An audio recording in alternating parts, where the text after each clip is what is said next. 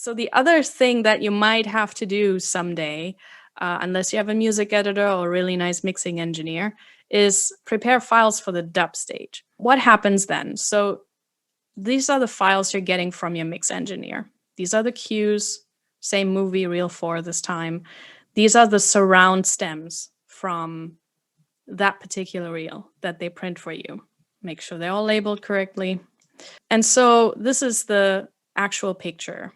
So what I do is go back into Pro Tools, create new.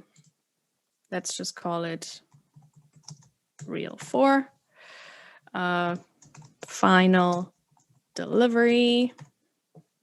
And then instead of last used or stereo, we use the 5.1 film mix because we got surround stems, so we need a surround IO setup.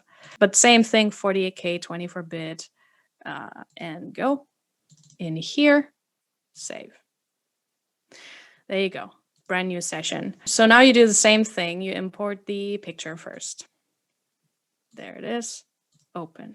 And you do the same thing again. Oh my God, the numbers again. 3:59:50:00. There we go. So there's the picture lined up at hour 4.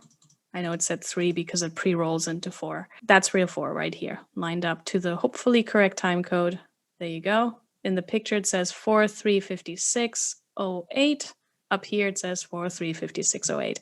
So it lines up, perfect. And then we have to import all the audio files from this particular reel.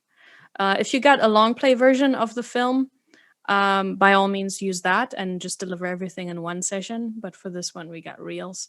So I'm just going to import the files, import audio, surround mix stems, and just import all of them. So usually what you get from your mixing engineer, there you go, is the stems that you agreed upon, usually the sections split out, and you also get a full mix reference in surround, and you get a full mix reference in stereo. So these will also be time-stamped already, these files. There you go, clip list. So the first cue would be 4M54. So I would take those, stay in spot mode, drag them in here, the spot dialog would open, and there is the thing. So just click on that, and there they are, all lined up to picture. Then you grab the next cue, and you usually use a checkerboard, chessboard, whatever. So you usually have two sets of these types of stems. So here's 4M55, so that would be the next cue. So you would drag that into a new set of tracks because you're trying to, in case cues overlap, it's just easier to handle this way. So there's the dialogue, click on this, there they are, and so forth. You would just do this with all of the cues. So this is the 5-1 mix. This is the choir. Let's get that over here. This is the orc. We recorded this movie with a full orchestra together. So we actually can't separate out the strings, brass, and woodwinds because it's all in one. And normally, I forgot this. Normally you call the first set A and then the second set B. Because in Pro Tools, you cannot actually name two tracks the same name. So this would be the first set of stems. And I would color them something. Doesn't matter what it is, but just anything. So the problem I had here is that we have a synth track as well here, which we didn't have. So this is a bit tricky sometimes, where it's probably wise to just create the tracks first. But once you have all of them, it's going to be fine. PBH, by the way, is piano, bells, and harp. It's a very common naming scheme that you're going to see. Printed in the same stem, unless you say don't do that, but otherwise they will do this by default. There you go. And this track should probably also be red. Color palette. And then on this cue, we have a synth. Done. And then the next one you would, import down here into the yellow again. I'm not going to do all of them, but that's how it would look at the end. You would just have the entire reel and all the surround mixes lined up. And then they would do the same thing that they've done with your other session prep, which is use that import function again in Pro Tools and just import it into their master session, because everybody delivers like this. So the sound design people also deliver like this. And anyone who does anything sound related will deliver files like this, where it's lined up to the picture and to the right time code. And then at the dub stage where they do the movie mix, they will just import all of that into one gigantic master mix session where they have all the elements together.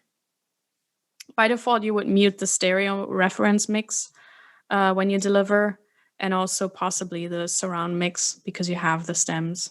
I would also put the tracks in a different order, not while I'm importing, because they will always be named the same way. So you want to keep the track order first like this, but then eventually I would do 5-1, then the stereo, then probably orchestra, I don't know, percussion, like this, something like this. And then that's pretty much it. The last thing I do is I go into the different mode and I will just add a marker right there and just call this by whatever the cue is, 5M54. Okay, and then you can see the marker up here. And then you go to the next cue, marker by, it's actually 4M55. And if there's a cue missing, because maybe something got cut out, or maybe there was a song or something and we skipped a cue number, I will also put in a marker and say, 4M such and such does not exist. Otherwise, they're going to ask questions because they're going to see these markers in their session and they're going to go, oh, where's that cue? Because the numbers don't line up. Because sometimes you write a cue for a scene that got cut or whatever it is, and that confuses people because they think you forgot to deliver a cue. 56, there you go, and so forth. And then same deal. You clear the IO setting, and then you zip up the thing, and you send it off once all the cues are lined up. This is all there is to dub stage delivery. This is kind of the last time you're going to see your music, so make sure that all of this is 100% lined up, 100% accurate. Sometimes this is also where I make edits. Sometimes we don't write a cue, but just make an edit for a cue. So this is also where I can do that. Or this is also, if there are end credits, this is where I would also edit the end credits and just submit it in the same way. Because I have to make the edits with the surround stems, of course, instead of stereos.